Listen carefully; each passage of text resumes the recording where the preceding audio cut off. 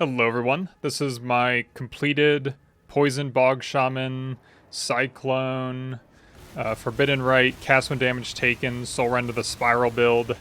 It's gotten crazy. The DPS is a lot better, our survivability is a lot better. We dropped the cast on death portal setup that we had because we actually survived now. We dropped Mage Blood, we got a Progenesis, we got a Nimbus, some rings, upgrades, a weapon upgrade, so let's get right into it. A quick recap of the build if you did not see the first video. In the first video I explained it a lot better. Not everything is super relevant anymore because I changed some stuff, but a lot of it's still there. So, quick recap, we use Cyclone to just spin around. We press no other buttons on the build, it's a one button build, and with cast while channeling support, we will cast Forbidden Rite. We have 0% chaos resistance, so Forbidden Rite will always do the same amount of damage, and we cannot change our chaos resistance because of our ascendancy node. We are always at 0 chaos resistance, so the calculation stays the same all the time. So with that, we can use cast when damage taken supports because we're always damaging ourselves every 0.29 seconds, depending on server ticks and whatnot. But we are casting Soulrend of the Spiral because it is a very good single target DPS skill with poison, and we're using Forbidden Rite for mapping along with damaging ourselves. Because Forbidden Rite auto-targets everything. So basically Forbidden Rite is mapping, and then Soulrend of the Spiral is mapping, and then especially the single target DPS. Because you can just stand in the middle of an enemy, and every single returning projectile of Soulrend of the Spiral will hit the enemy. That's just what it does. It has shotgun effect on return, and we're poison, so we're scaling all our poison damage, so we're basically a dot build. Forbidden Rite and Soulrend do a decent amount of hit damage, which will be good for mapping, but yeah, for single target, poison. So how do we sustain damaging ourselves for like 3,400 life every 0.3 seconds? Well, we are using the Tainted Pact Amulet, where when we are leeching life, chaos damage over time will heal us instead of hurt us. And heal isn't affected by like recovery rate or anything because it's healing, and that's just kind of its own stat in the game, I guess. And to always be leeching life, we are using this flask suffix where when we take damage, we leech a certain percent of it as life, and we're always damaging ourselves, and we always have to be damaging ourselves or we instantly die, basically. So we're always channeling Cyclone. If you got to pick up an item, you click a couple items, channel it again to hurt yourself, click a couple items, and yeah, I think that's the only annoying part of the build is that you have to click Cyclone if you're picking up a bunch of stuff. And I run stacked decks, so that happens a lot, but it's not a big deal. And to make sure that we're always leeching life and it doesn't stop leeching when we completely fill our life, because we always are, we're using these gloves where life leech effects are not removed when unreserved life is filled. And so and the actual chaos damage over time that we are doing to ourselves is Righteous Fire and Approaching Flames. And these both do fire damage. Approaching Flames is on these boots, which also gives us adrenaline. And we turn half of that fire damage into chaos damage with the Divine Flesh Keystone on the Glorious Vanity Timeless Jewel. And of course, we are mitigating the 50% of fire damage that remains while we are not mitigating any of the chaos damage. So these are healing us instead of hurting us. And yeah. And then also, I actually have a ton of recoup on the build now because it makes it, I mean, you do need the recoup to make it so you don't actually damage yourself too much, but getting a lot of recoup feels really good in boss fights when you're taking stray hits, when the boss is not there to heal off of. So yeah, I got like 39% damage taken recouped as life on this ring. And then I am taking this cluster right here, which is the best damage taken recouped as life cluster on the tree, I'm pretty sure, along with the mastery life recoup effects instead occur over 3 seconds. So along with all that, we can just sit there and hold down Cyclone. Once the recoup builds up, you'll see I never drop below like any amount of life at all. And if we get damaged in a boss fight, we heal it up pretty fast just on our own. But if the boss or in maps or anything, if there's any enemy nearby, we heal millions of health or millions of life because of, I think I have it here, the Golden Rule Jewel, where poison that is inflicted, or poison that we inflict on enemies is reflected back onto us. We inflict millions of damage and poison, so that is, we are taking millions of damage and poison, but poison is chaos damage over time, and with Tainted Pact, it actually heals us. So we just, anytime we're near enemies, our health does not move, because just millions and millions and millions of heal per second. It's crazy. And then, of course, like I said, our chaos resistance is set at 0, so we don't get any chaos resistance from this. That is the weakness of the build. The max hit of this build is really trash because of Divine Flesh and having 0% chaos resistance. Okay, so for this next part, since I'm a masterclass YouTuber, I decided to overwrite my audio file because I just wanted to record this again, I guess, just get some practice in. And as I was saying, we're done with the recap, and this is where the new stuff begins. We got a Progenesis Flask, which just increases our max hit by a ton and makes the build like we actually live now. We actually like can complete a map without dying. And this is because when you get hit, it takes 25% of the damage that you would lose and makes you lose it as damage over time over 4 seconds instead. And this is essentially, since we have so much regen on the build, we're not going to die to damage over time ever. And so it's just pure damage reduction. And this is 25%, but you can increase this with increased flask effect, and this is why I dropped the Mage Blood for the Tides of Time, because because Mage Blood does nothing for Progenesis since it's a unique flask, and Tides of Time will recharge its charges and all other utility flasks we have, and then also increase the effect. And we have other increased flask effect on the build. We have 11% on the implicit here. You can get more with Orbs of Conflict, but I lost really hard on those, so I'm stuck at 11% for now until I buy more.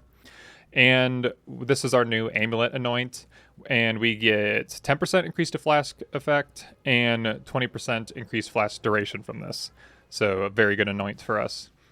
Basically at this point, we're like kind of a jank Pathfinder, and we almost have enough like charges to like you can sustain charges in a map, no problem, especially if you're just running through it.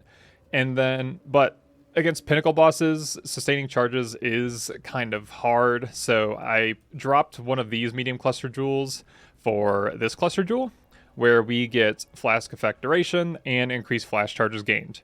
This like 3 nodes that we take here of these stats it's so night and day on seeing the flasks actually like keep their charges in a boss fight. It's actually crazy, especially in like long ones like Maven or Shaper. If you can kill the Exarch or like the Eater of Worlds really quick or something, but yeah, for the long ones you kind of need this. But also in a pinnacle boss fight, there's not like a lot of normal enemies to kill to generate a lot of charges, so we do need a little bit more charge generation on the build. And I go about this by putting on Precision, just a level 1, just so it is reserving the least amount of mana as possible, because all we really want out of this is this Watcher's Eye mod. Gain a flash charge when you deal a critical strike while affected by Precision. And yeah, we don't have much crit on the build, but we are kind of getting some. The first bit comes from this flask, which it's a utility, unique flask, and it is a diamond flask, so we get the 100% increased global critical strike chance, which is increased by flask effect, so it's like 146%. And then also this flask gets us our poison on hit chance that we lost from changing our Amulet Anoint and replacing our Septic spells, notable on that other medium cluster jewel. And so that's how we get that back. It's increased by our flask effect. We got like 36% chance to poison from that. And then also our critical strikes don't deal extra damage, which we don't care, but it does increase the damage over time multiplier for poison from the critical strikes. So perfect for the build. And we take 250 damage, chaos damage over time per second during the flask effect, which is obviously healing us and not hurting us. So perfect flask to put on. So synergistic that it's actually crazy. I don't know how I missed it before, but it really helped the build come together. And also, we did get 100% increased global critical strike chance from the implicit on this staff, and that's why I used this staff for my new staff. And then to get as many critical hits as possible, Soulrend of the Spiral does hit a bunch, but We also have Blade Vortex. We just moved this to a level 1 gem, so it's not really for damage anymore, it's just to hit enemies. And then we also put on Ball Lightning of Orbiting, which just hits enemies a bunch more also. And this is only really for pinnacle fights when you're just standing there hitting the single boss that's there to generate flash charges. In maps, you're fine. In fights where there's ads that spawn, you're fine. And then for the supports, we obviously have cast when damage taken, and then increased critical strike support for more critical strikes. So for the new gear, I don't know if I had this completely crafted in my first video, but I have 1,154 energy shield on this chest piece because of all tier 1 mods. I got resistances, since we lose a lot of resistances from this notable here. And I did like go with the bandit that gives you elemental resistances. I saved her. I forget what her name is, because yeah, elemental resistances are tight on this build, especially if you get a ring like this with no resistances on it. But yeah, the reason we have so much energy shield, I'm sure everyone knows by now, is because of this notable here, which all energy shield from this piece of armor, this one, and this one become life instead of energy shield. And you can't have energy shield on the build anymore. So yeah, very good chest to have. And then I also crafted a very good helmet where you do use 2 energy shield mods on it, but then the last prefix you put maximum life because it ends up being more life overall. And then of course just a bunch of resistances on this helmet also, because I have this ring which gives me a bunch of maximum life and a bunch of damage taken recouped as life. So with this ring and with this cluster here, we recoup so much life now from just hitting ourselves and enemies hitting us that pinnacle boss fights are so much easier. In future clips, you'll see me tank some crazy stuff and regen a ton of life back. It just works so well. You don't need all this damage taken recouped as life. You might, like, just this cluster is enough to really sustain the combo from killing yourself. But getting all this extra just takes the build into a much more comfortable place against pinnacle bosses. Again, this ring isn't mandatory. You can just get a normal ring with life, damage taken recouped as life, and then just get some resistances, some attributes if you don't have attributes on your chest, because we do need like 50 extra intelligence on the build somewhere on gear to actually run this chest. It has like 293 intelligence requirement. So yeah. You don't need this ring. It is just an upgrade to the build. The reduced cast speed is not affecting us in any way because we're channeling all the skills, or like cast when damage taken and whatnot. The cooldown of those skills aren't affected by cast speed. And then the increased effective chill on us does not matter because we are immune to chill with the boots here. Also, for the other ring, we got a Nimbus on the build because all the returning projectiles from Soulrend of these spiral hit. So it is just a ton of damage there, and the only other way to do that is with returning projectiles support, but that has like a massive less damage multiplier. And then also when you get Nimbus, you can replace the returning projectile support with greater multiple projectiles, which this is basically almost a double damage increase on its own because it's almost doubling the amount of projectiles. Awakened greater multiple projectiles is double projectiles of Soulrend of the Spiral. It is adding 5 more. And for our new weapon, I got this because it is just a DPS upgrade, and the Cane of Calmac's pretty limited, so if a bunch of people want to make this build, then this is actually good for everyone because they can make this instead of trying to fight for the very few Cane of Calmacs that have these mods. But yeah, the rare staff is just like almost a 50% DPS upgrade. I'll show you in POB in a little bit. But the only thing we lose from the rare mod is 1 level on our support gems, which affects our enhance, which affects the movement speed on Cyclone.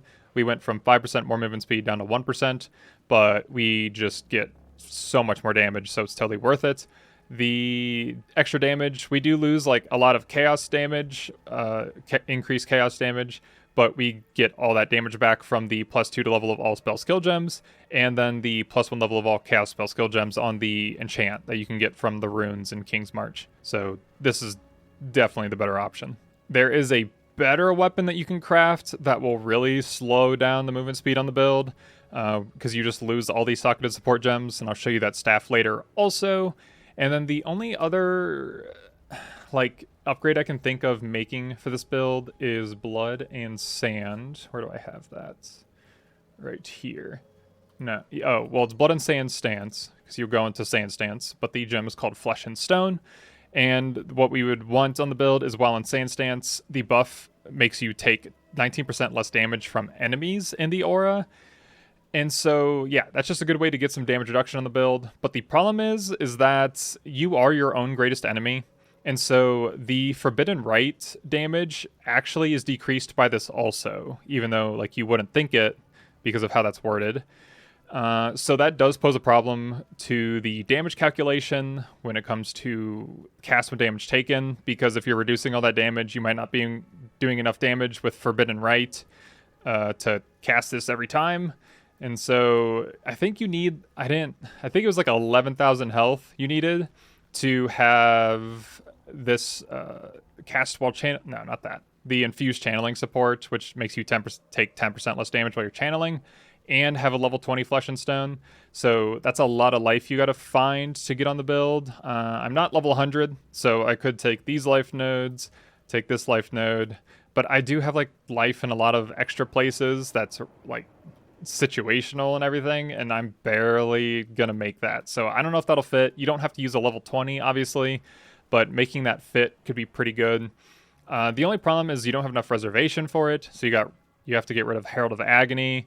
And so you need poison on hit chance tattoos, so you need enough intelligence on the build, and you need, what, 293 intelligence for this? So I have just enough, but that's only because I got a really high intelligence roll on this medium cluster jewel. So if I didn't have this cluster jewel, I would not have enough intelligence to make like this switch happen. The only other place that you could really make intelligence fit is on a helmet by figuring out your resistances somewhere else. You could either get rid of an Onslaught Flask or get like a Corrupted Belt that has elemental resistances. I already have elemental resistances on the Implicit here. You can get a Corrupted Amulet that has elemental resistances. So yeah, it's just hard to make the extra intelligence fit. I think it's the easiest way is like a cluster jewel like this, but this is obviously like a really good jewel and kind of hard to get. So yeah. Okay, so for the path of building, some notes. We have the Uber Pinnacle boss setting on. If you do other stuff, we'll hit dot cap. That's not dot cap, but with other weapons, we will. So this helps show us the DPS better. I do have 115 Withered stacks because it's really easy for us to apply Withered. And then also I have Soulrend of the Spiral hitting 18 times per cast, and that's because I found out that it does hit on the way out and on the way in. We shoot 9 projectiles per cast, so times 2 is 18. It is kind of hard to get that every single time, but it does make the DPS number pretty accurate to what I think the damage actually is. So that's how I have it set. And then what's we doing? Oh yeah, so I have the Cane of Calmac on. So this is the Cane of Calmac movement speed and DPS. And I'll put on the weapon that we have on now. So that put like, it did 50% more DPS basically, and we lost, was that like 10, a little bit more than 10% movement speed? I forget what it was. But yeah, so this is where the build's at now. Against Uber Pinnacle bosses. Pretty good. That's after like your poison ramps up, so it takes a second to get there. And the optimal DPS weapon for the build is this one, where I'll throw this on. You'll see the DPS go up quite a bit. And we actually have to make some more changes because on this staff we have 17% increased damage per power charge. And then also we got rid of the plus level 2 support gems to get us more level on Chaos Spell Skill gems. So to get power charges onto the build, you use a Forbidden Flame and Forbidden Flesh that allocates Forbidden Power, and instead of Withering Presence, so I'll put those on. And then on the tree, you pick up power charges, max power charges, and then, where is it? Yes, this, and we allocate power charges. So this is the DPS with that weapon. And you'll be able to get power charges really easy because Forbidden Power gives you +1 to maximum power charges, 6% increased damage per power charge, 6% area of effect per power charge, and then also it lets you generate a power charge when you spend 200 mana, and we're spending like 500 mana every 0.3 seconds, so you'll get the max power charges instantly. So yeah, and then also you get more crit chance because you have all those power charges, so you will actually generate more flash charges. So still very synergistic with the build. You lose a lot of movement speed, but just wanted to show you that. I'm going to run a map real quick. I do run every mod. There are some mods that do kind of suck on the build, and you will die, but you won't brick the map. They're just less recovery rate of life, because then obviously your recoup doesn't work as well. And then minus maximum resistances, because it's way more likely to get one hit. But this one looks fine. Was it like crit and stuff? Yeah, this is fine. Just do something easy. We're just running stacked decks on... We have a lot of increased explicit modifier stuff in pack size, so there's just be a lot of enemies.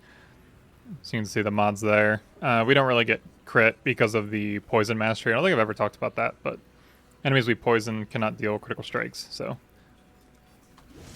I just hit all the flasks, hold down right click for my Cyclone. I can just freehand it and then just kill everything. I'll put this up there. And if you see, I have Frostblink on now because I found out that Withering Step, when it gives you the elusive effect, will actually dodge Forbidden Rite self-damage sometimes. And I feel like I talked about it in my last video that I noticed that my Soulrend of the Spiral wouldn't cast sometimes. I just thought it was like mana issues or server tick rate. That wasn't the case. It was Withering Step. Withering Step was making me not hit myself. So that means I don't cast with cast and damage taken, obviously. So I removed that and I put on Frostblink. I'm not going to level that up. There's no points. At least I don't think there's a point. So it is kind of a 2-button build now, and I could leave on Withering Step. I might even go back to it. Because, what? I'm like skipping 1 out of every 10 to 20 Forbidden Rite casts. Or not Forbidden, yeah, I guess Forbidden Rite hits. It's not a big deal. Forbidden Rite's still casting, so it's not affecting my mapping. I didn't check any of those altars. I really hope I don't look at that footage and see a Divine Altar. But yeah. Mapping's really chill. It's pretty quick. We still move quick. I'm not even using my Frostblink right now, because this is actually my first map that I'm running with it. I'm re-recording this map, so you won't see Frostblink on in the couple Pinnacle fights and Simulacrum that I do.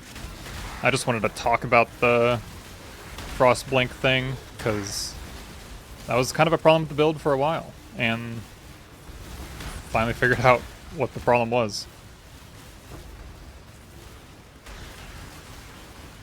But you might see when I'm picking up those stacked decks, I'll pick up a couple and then Cyclone for like a moment and then pick up some more.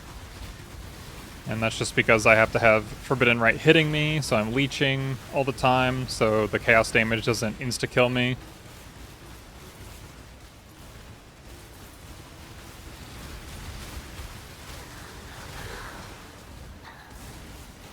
That's it. I usually don't kill the boss for stacked decks unless the ritual's out here. We only got like 70, which is not great. I will do a video on my stacked deck farm, because it's actually hilarious how much I invested into it. I may or may not be able to sit in that. I'm not going to find out. So, yeah. That's the map. You get 10 seconds of invincibility when you walk like through a door. And that's how I check the ritual. Like this. You get 10 seconds to go through and buy what you want. You can leave the map and come back in if you so desire. It just wastes a little bit more time. And also you can stop the combo. If you have this flask going, it's going to damage you, so you got to like stop it, and then you also have to turn off these boots. Righteous Fire will tick down to 1 health, but then it won't kill you. You just got to make sure that this is off, and there's no poison stacks on you, and that this is off. Otherwise, you'll die when you hit the 1 health. Okay, this is wave 15, more monster life, fizzes fire. They can't be action speed slowed, so my temporal change doesn't do anything. Oh, we got the chaos damage again, so we'll see if we live. Maybe I'll try and just sit inside of Kosis and Omniphobia and see what happens, but we haven't died yet, so I guess we'll test it. I'll even sit in a slam if he does it. Now my onslaught flask wore off. Alright, there we go. So they spawned. I'll sit in them when all the enemies are dead. so we can see better. I definitely won't kill them before then, so...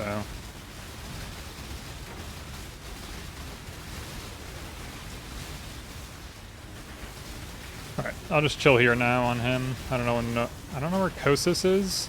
There's no he's dead. He's probably up like at the top of the map or something. Yeah.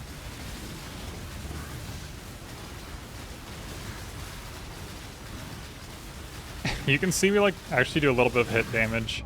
Yeah, I figured I'd die there, but I definitely could have moved out of the way. Especially with my God Gamer talents. Did he just punch me and I died? What the fuck? No shot.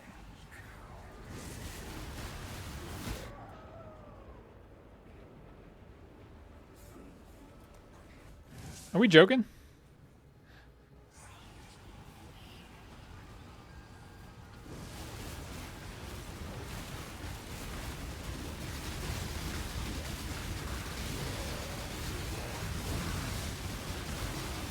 Alright, I don't know how he punched me and I died. Maybe he just does a fat fizz hit that did a lot of chaos to me also with that, but that was silly. Alright, I'm gonna do a Shaper, an Uber Shaper. It is kind of an extended fight. It does space out flash charges pretty good since you're fighting him, then you like go through a map and whatnot. But as you can see here, I hit my Onslaught Flask since I have to run through here, but it's gonna just eat my charges like crazy. And you will see like my crits when I'm hitting these map bosses, like actually start to give me charges a little bit. You'll see like a big jump every so often because of my belt. But we're doing pretty good on flash charges already.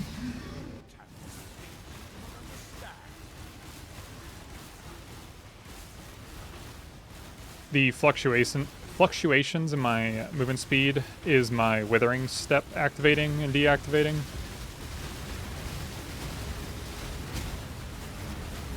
Yeah, our damage feels pretty good. I went back and played my Essence Drain Contagion build from 3.25, which is like multi-mirror, and the damage feels very similar to that, if not better.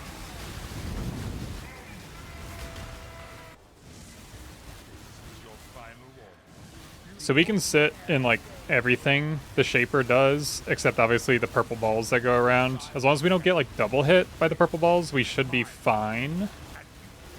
I'm gonna leave my Onslaught off until I go into the map portion of the fight.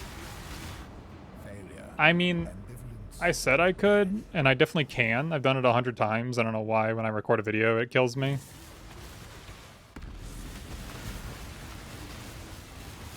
But you'll probably see the recoup come in clutch here, if I don't suck.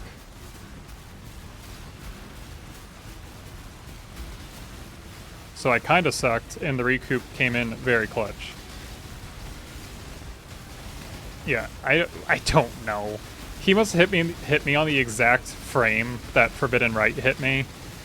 That's like the only explanation, because I've tanked slams when I had less life than this. I do not know what happened. My Onslaught Flask ran out because it each charges like crazy.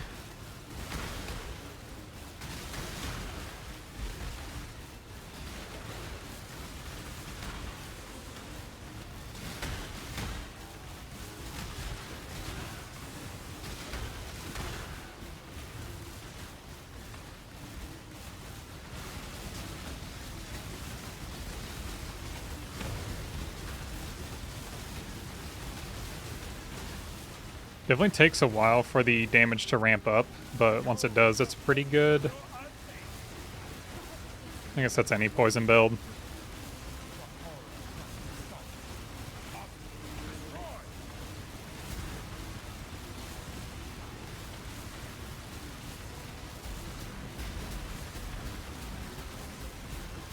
It's so hard to see where the balls are. Oh, they're still going. I thought they were done. But it's so hard to see where the balls are when you're at Soulrend, since you have purple balls also. Yeah, make sure when the boss becomes invincible you're not standing inside of attacks, because you'll start losing your poison stacks and you won't be getting healed The poison stacks lasted pretty long, but still, just good advice.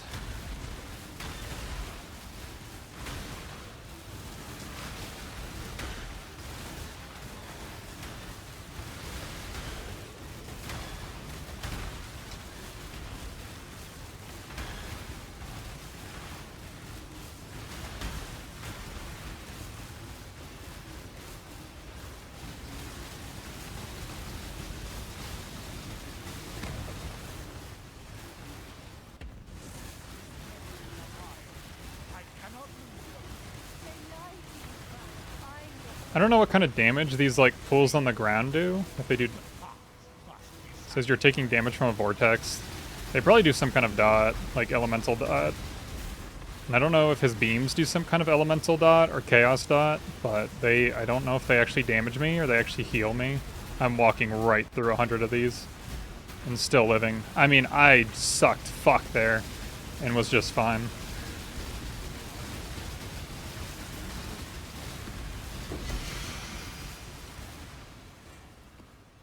Alright. Did I die there? Oh yeah, I died to the slam that I said I was not going to die to. Awesome. The Exarch is a fun fight. Also, I think, for this build, since you can tank the balls pretty well with all that recoup. The only problem with the Exarch fight is that the spots that appear on the ground, one appear just out of nowhere, and they'll appear right under you. And I think they turn off life recovery, including like the recovery from... Maybe they turn off leeching, and that's why I die. If they turn off leeching, then I cannot, like, actually heal myself with Chaos Dot. I feel like the Chaos Dot healing would work otherwise, but if it turns off my leech, then I'm just fucked, obviously.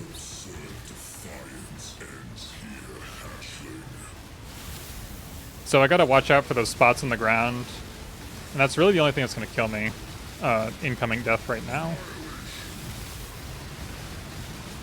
Oh my god, we're actually cooking him. Holy shit, I've not done this since I got my staff upgrade. So, try not to hit the big dinosaur guy, because he will heal you while you're in this, but he's dead now. I'll eat a ball somewhere right here. So, right there. Right there. Like, how does my max hit feel good in this, but then I'm just in a map and just go, just all of a sudden, I don't get it. Alright, well that's Uber Exarch. Okay, that's the video, that's the build. I'm basically done with it. I don't see myself, I actually don't see myself making any of the improvements that I talked about today, just because I really just farm stacked decks. And I want to try a different build before the league is over. I don't know what I want to make yet, but I want to make at least one more build. Because I made one build in 3.25, I want to make 2 builds in this event league, and then in 3.26, I want to make 3 builds. It might be hard based on when PoE 2 comes out, but I'm pretty new to this game. I'm getting better at the cycle of the game, because, I mean, there's a lot with the league starting, and then getting the ball rolling, and getting builds, and then figuring out a build, creating the build, crafting for the build, all that. So I feel like I did it in a good amount of time for my second league. So yeah, I just love this game. If you're going to make this build, let me know how it goes in the comments, because I like to know other people's experiences with my builds, because I'm new to telling people my builds and teaching them how to make my builds. So if I'm fucking up or doing something good, it's good to know that. And then if you have any questions, let me know, and subscribe if you want to see more builds like this, and like if you like the video. See ya.